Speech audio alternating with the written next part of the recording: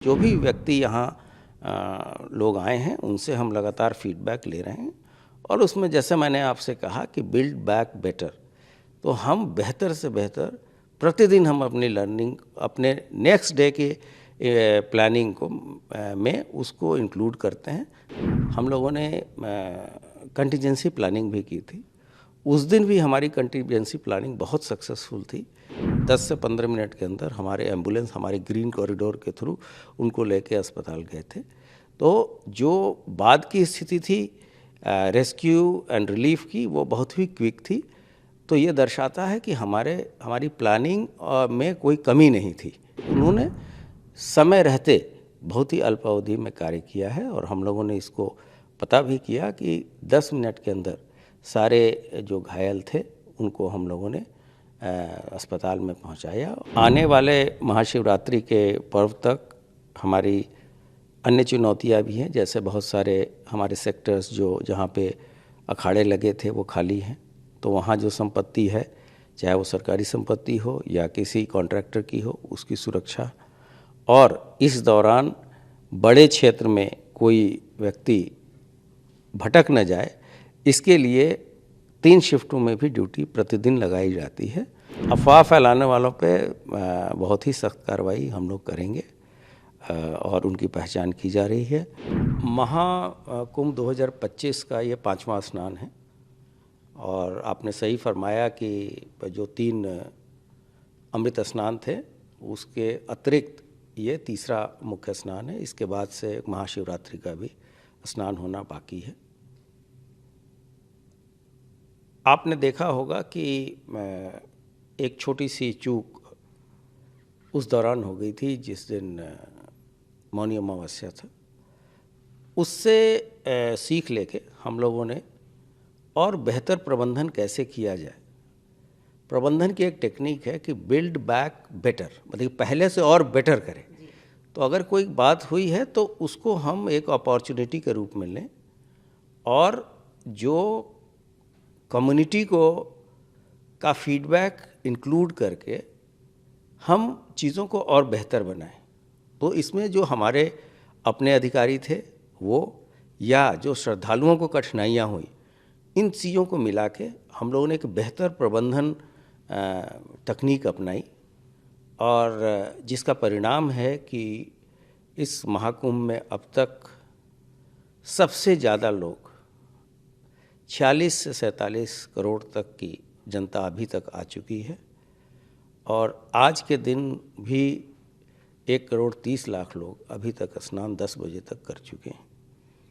प्रयाग के अलावा हमारा विशेष ध्यान चित्रकूट, मिर्ज़ापुर विंध्याचल मंदिर, वाराणसी का काशी विश्वनाथ कॉरिडोर, अयोध्या के राम टेम्पल, सभी पे बराबर तरीके से है, क्योंकि अधिक से अधिक श्रद्धालु यहाँ स्नान करने के बाद, प्रयागराज में स्नान करने के उपरांत ये लोग इन गंतव्य स्थलों पर जाते हैं और वहाँ रास्ते में इनके साथ कोई असुविधा न हो, कोई घटना दुर्घटना न हो, इसके व्यापक प्रबंध किए गए हैं। हम लोगों ने लखनऊ में भी एक वार रूम बना रखा है जहाँ से लाइव फीड हम प्रयागराज क्षेत्र का ले रहे हैं और जैसा कि आप अवगत हैं कि लगभग 2500 से अधिक कैमरे हमारे एक्टिव हैं और उन सभी का लाइव फीड हमारे ICCC जो प्रयागराज में है वहाँ जाता है और यहाँ भी देखा जाता है। कोई भी निर्देश अगर यहाँ से देने होते हैं हम लोग ICCC को देते हैं।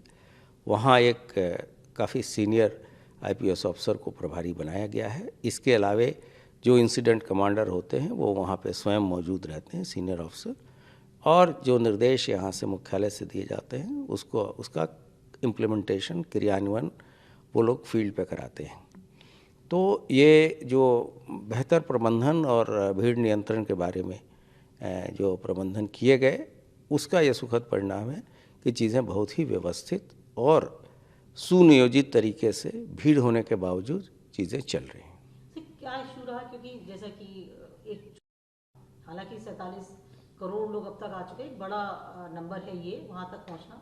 पुलिस ने उसको सीख के बाद आज का स्नान हो या अभी 26 तारीख का स्नान बाकी है, तो उसको लेकर के ये कहा गया कि बहुत से लोग फंसे रहे। आज की तारीख में भी सवाल ये उठ रहा है कि बॉर्डर सील हैं, लोग नहीं आ पा रहे हैं, लोगों को दिक्कतों का जिक्र किया गया, ऑपोजिशन हो, पार्लियामेंट हो, या हर जगह लोग इस पे चर्चा करते रहे।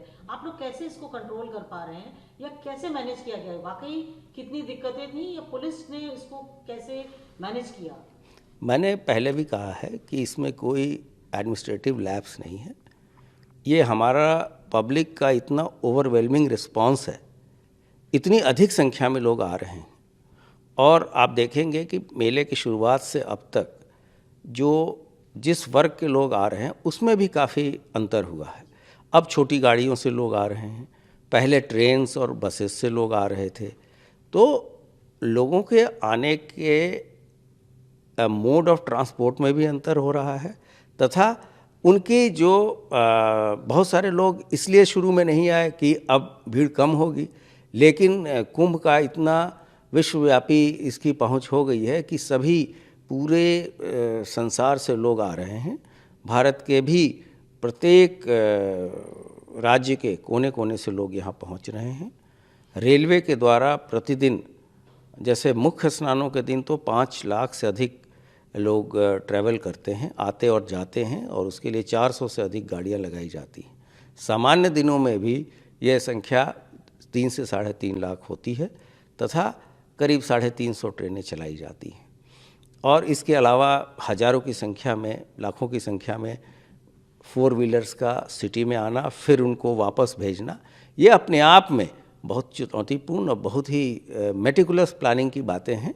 और मैंने कहा था कि मुझे अपने जो हमारे साथी फील्ड में लगे हैं और वो बिना किसी शस्त्र के लगे हैं, और मैं उनको सल्यूट करता हूँ, उनके धैर्य को, उनके ट्रेनिंग को, कि पिछले 1 महीने से लगातार लोग फील्ड में अपना काम कर रहे हैं।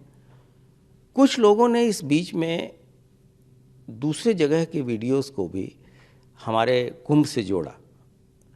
जैसे एक जगह दिखाया गया कि पुलिस ने लाठीचार्ज किया है, जबकि वो किसी अन्य प्रदेश का था। इसी तरीके से ये कुलसित प्रयास हो रहा है कि कुंभ को बदनाम किया जाए। तो ऐसे लोगों पे हम लोगों ने FIR भी की है।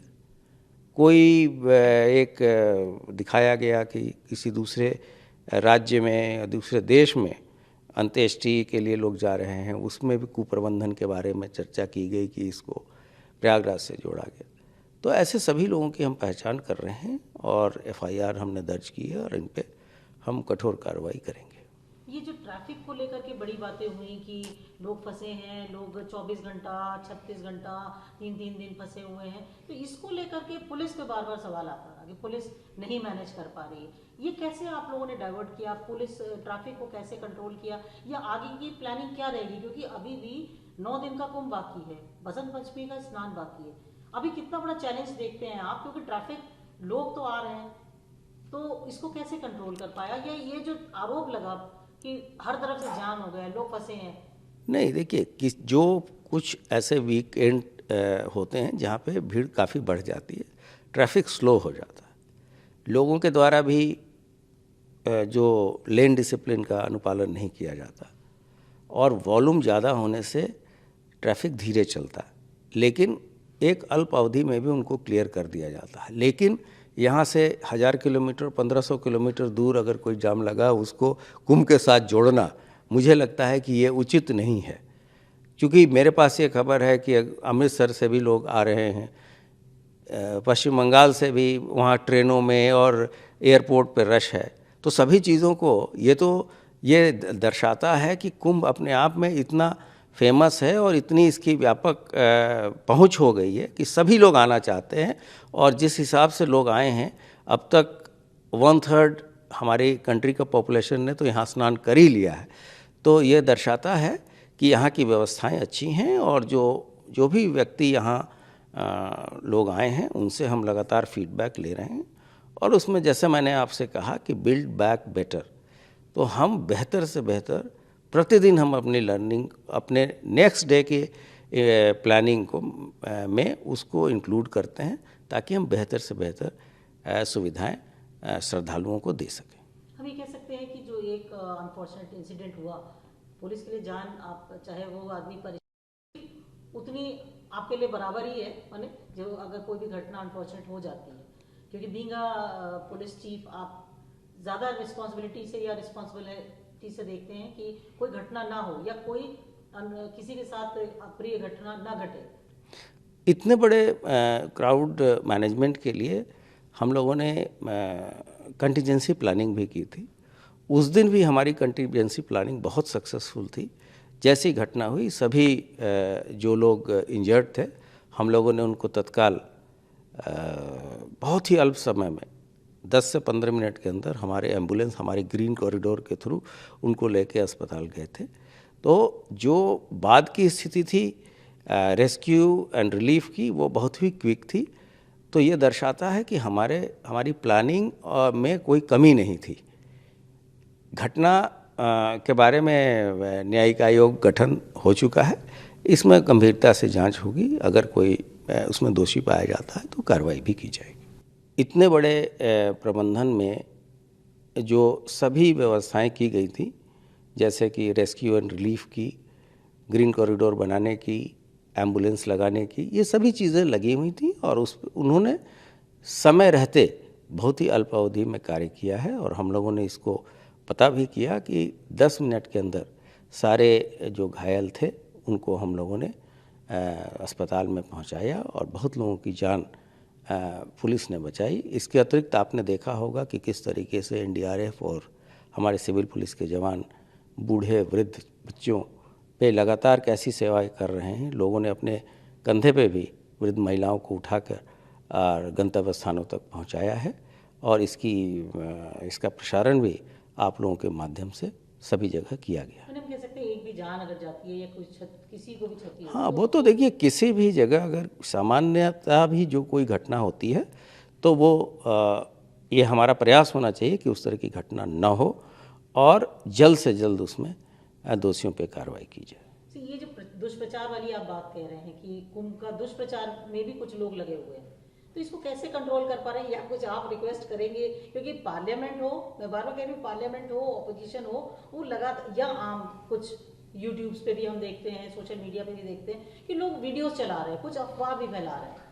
नहीं, हम लोगों ने एक तो फैक्ट चेक हैंडल हमारा कार्य कर रहा है। हम लोगों ने अपील भी की है और लोगों को हम एजुकेट भी करते हैं कि ये घटना यहाँ की नहीं है, तथा ऐसे मिस्चिफ मॉन्गर के विरुद्ध हम लोग FIR भी हम लोगों ने की है और कार्रवाई भी हम अवश्य इसमें करेंगे। क्योंकि सर अभी 26 फरवरी तक का मेला बाकी है, तो अभी समय है, तो आप क्या किस तरीके से सख्त कार्रवाई देंगे या पुलिस कितनी अलर्ट है कि कोई अफवाह न फैला पाए, कुंभ को लेकर दुष्प्रचार न करे, मतलब इसकी छवि को खराब करने का जो प्रयास में लोग लगे हैं वो न कर पाए? आने वाले महाशिवरात्रि के पर्व तक हमारी अन्य चुनौतियां भी हैं। जैसे बहुत सारे हमारे सेक्टर्स जहाँ पे अखाड़े लगे थे वो खाली हैं, तो वहाँ जो संपत्ति है, चाहे वो सरकारी संपत्ति हो या किसी कॉन्ट्रैक्टर की हो, उसकी सुरक्षा, और इस दौरान बड़े क्षेत्र में कोई व्यक्ति भटक न जाए, इसके लिए 3 शिफ्टों में भी ड्यूटी प्रतिदिन लगाई जाती है। और हमारे सभी साथी लगातार अंतिम दिन तक, जब तक कि कुंभ का लास्ट श्रद्धालु वहाँ से न चला जाए, हम वहाँ मौजूद रहेंगे और ये सुनिश्चित कराएंगे कि वहाँ किसी तरह की कोई अप्रिय घटना न हो। और ये अफवाह फैलाने वालों पर कितना सख्त रहेगी? क्योंकि अभी तो अफवाह फैलाने वालों पे बहुत ही सख्त कार्रवाई हम लोग करेंगे और उनकी पहचान की जा रही है और हम संबंधित सोशल मीडिया प्लेटफॉर्म से उनकी सारी डिटेल ले रहे हैं। हम ये कह सकते हैं कि जिस दिन पहले दिन से कुंभ शुरू हुआ था और 26 फरवरी तक आपके लिए वही भी पहला दिन होगा जिस दिन आखिरी दिन होगा? हाँ, हमारे लिए तो कुंभ शुरू होने के पहले और ख़त्म होने के बाद तक हम सभी चीज़ों पे सतर्क दृष्टि रखेंगे।